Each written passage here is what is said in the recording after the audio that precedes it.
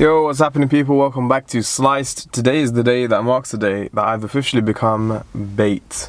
But yeah, I always said that I was never gonna participate in like these viral challenges, Q&As, tags, all the rest of it. But to be honest, I do get asked the same questions like all the time, so I feel like making a video addressing everything will just make things a whole lot easier. So basically, I put up an option to ask a bunch of questions on Instagram. If you're saying they're now wondering, rah, he put it up on Instagram, I didn't see it. That's because you need to follow me there, that's why. Follow me on Instagram, Twitter, and TikTok and Facebook as well. I basically post a video every single day. So if you wonder why I only post like 2 or 3 videos a week on YouTube, well, that's why. It's because most of my content goes on Instagram and Twitter. So go ahead and follow me there. But of course, it goes without saying, please like and subscribe and click the notifications on this channel. Anyway, yeah, so these are some of the responses that I've got. I can't answer all of them, but I'll try and answer as many as possible without it being too much of a long video. And maybe I'll do another one later if you guys have more questions. Okay, so the first question. What is your favorite dish to cook? Well, to be honest, the answer to that has to be a lamb roast. A lamb roast are just like the most sensational thing for me because like it takes so long. It takes about 3 hours to do the whole thing in total. It's something that takes time. I make it like once every 2 or 3 weeks, and it's just full of layers of caramelized flavors. I'll see if I've got like a picture of it somewhere, and I'll just pop it up here. But literally, like, just describing and thinking about that lamb roast is the way that Uncle Phil describes that meal in Fresh Prince of Bel-Air. Oh my God. Turkey with pillowy mounds of mashed potatoes, butter-drenched dressing, tiny onions swimming in a sea of cream sauce. Oof, that is a dish that makes me say Lord have mercy. And the reason why I haven't posted on this channel yet, maybe it's because I'm waiting for like a milestone or something like that, because it really is a special dish for me, so I want to make sure I put a lot of time and take the whole day out and make it really nice for you guys. Or maybe I just want to share it. Maybe I just want to keep it special to me. I don't know. Let me know if you want me to post it. Put it in the comments below. Next question. Which culinary technique did you find the hardest to learn? It's actually a really good question. So generally speaking, from like a really black and white point of view of answering this question, I'd say a lot of pastry techniques were really difficult. Like piping and like baking and stuff like that, I always found quite difficult, and it's something that I'm still working on and getting better at. Even cake decorating and stuff like that as well was a little bit difficult for me, but it's something that I'm working on. But generally speaking, I would actually say that the hardest technique in cooking, I would say that the hardest technique in cooking to learn is actually confidence. I know that sounds kind of cheesy. Oh, he's giving us some kind of like whatever, but I think it really is true. And I think a lot of my limiting things when it came to like plating on the past, when it came to like you know, doing something with confidence, for example, like you always stop at the last second, right? And that causes a lot of mistakes in food. And I feel like if you had confidence and just like took control over the food, the more you have with your confidence, the better you'll be at cooking, trust me. Next question. So I've had a few questions of people asking me to recommend them a proper knife. So I'll tell you what, okay, when you go into university in the UK for culinary school, the entry-level knife is called Russums. The brand is Russums. They start at around like 15-20 quid per knife. Really basic sort of line, and that's sort of like the standard sort of stock knife set that you get in culinary school. In America, they use a brand called Mercer. You might have heard of Mercer before. They sort of supply, I don't know if they still do. As far as I know, they supply like all the cooking schools in America with like the base sort of knife set. Those are basic brands that I would go for. Mercer's probably a bit better, to be honest. And then above that, you have Victorinox, which is the Swiss company. They're also the brand that make the Swiss Army knives as well. So they're really, really good with their sort of like knife skills, that it makes sense. With their knife craftsmanship skills. Yeah, anyway. Victorinox, I'd say, is a perfect mid sort of tier brand. Yeah, I would really recommend Victorinox as a really good mid-level brand. I still use my Victorinox bread knife. I don't know if I must have used it in some of my videos. You might have seen it. But the bread knife that I use is Victorinox. They come at around £20–25, up to £40 per knife, depending on what you get. That is a really, really good mid-tier sort of level. Just above Victorinox, you have Wusthof. Wusthof is classic. You might have seen him in lots of Gordon Ramsay videos. He uses the Wusthof classic line.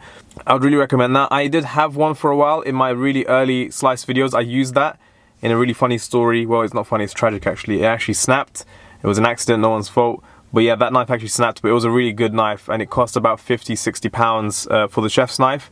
that is something that if you're really trying to get into cooking, you'd go for that. Then of course above that you have all your Japanese knives, which are really crazy. The knife that I use is Japanese. It was actually given to me as a gift, so I can't tell you the exact price, but generally speaking, Japanese knives, a good one is anywhere above £100 or so, because generally speaking they're handmade. That's why they've got those little divots, because they're actually hammered, the metal is folded and treated in a really specific way, and that's why it's so expensive, but they are the best.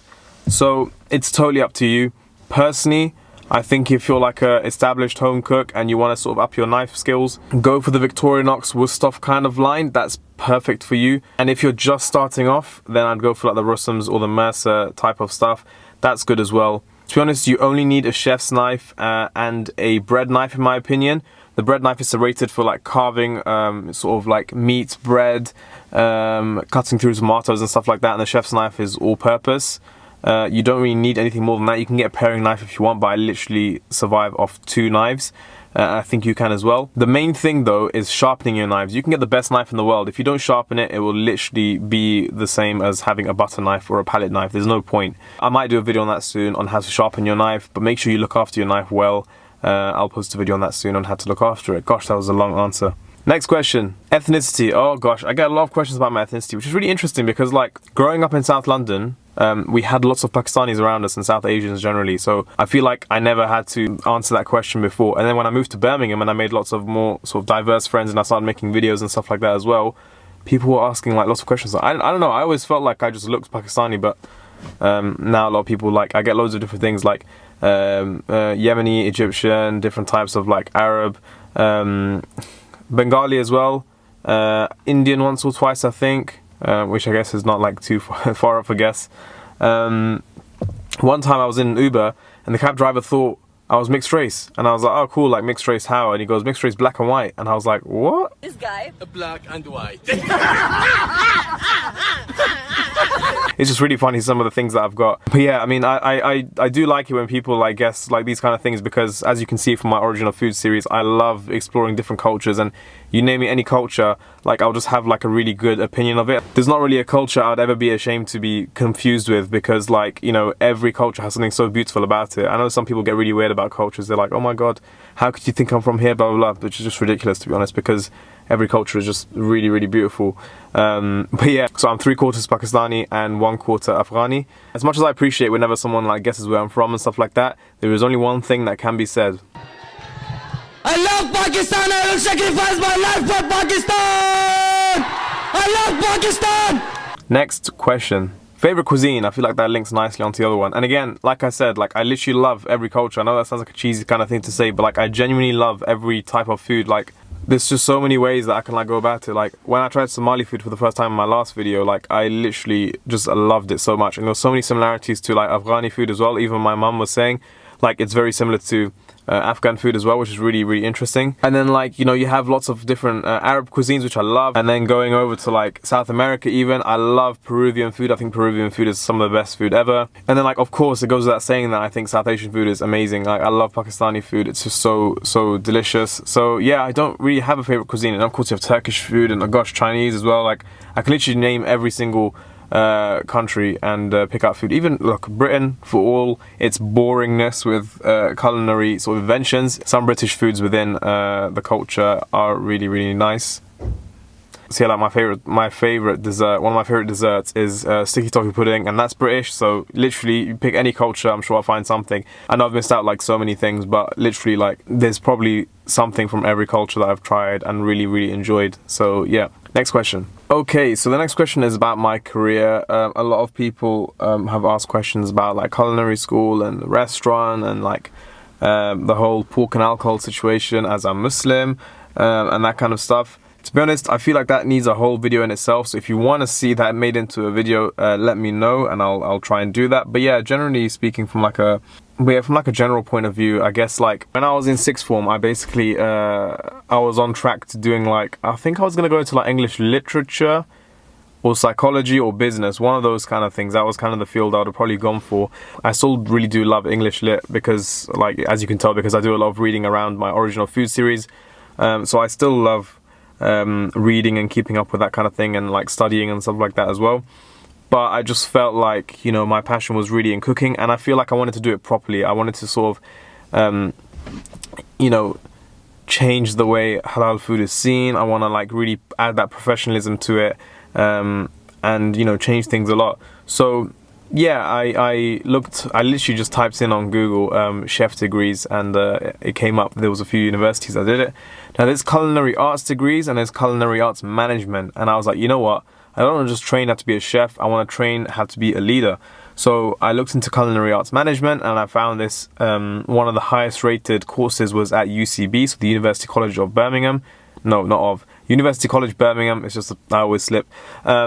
And it's basically an accredited university from the University of Birmingham, so obviously the main University of Birmingham. I don't really know how it works, to be honest. Like, to this day, my actual degree says University of Birmingham at the top, but I don't know how the whole accrediting thing works. Either way, it's sort of like a small sort of specialist sort of university in the city centre of Birmingham. And yeah, so I joined up, and they obviously gave me the whole chef whites and everything. I'll find if I've got some pictures and stuff. I'll make a separate video about culinary school generally, for those of you that are interested, and I'll show you my chef whites and stuff like that as well. But yeah, that was a 4-year course. It included a 2nd-year placement. Yeah, I went over to a hotel, which I really loved, which I talk about a lot in some of my videos, and that was a 5-star hotel, and they were really amazing to me there, and they taught me so many interesting skills.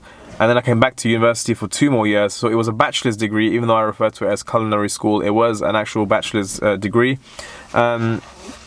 And yeah, it was just really, really good. So, you know what, I feel like I'll make a proper video about that another time. But yeah, for now, we'll just leave it there. But yeah, with that being said, that basically sums up today's video. There were a lot of questions that I missed out, so apologies if I didn't answer your question. But definitely, I will do another one again if you want. Let me know. Please like, subscribe, follow me on my socials at slice_YT on Instagram, Twitter, Facebook, TikTok, and everything else. If you follow me there, you'll definitely be able to keep up with all of these little things that go on. Plus, I literally post lots of little videos every single day, so make sure you follow me there. And yeah, click the notifications, and I will see you next time. Bye.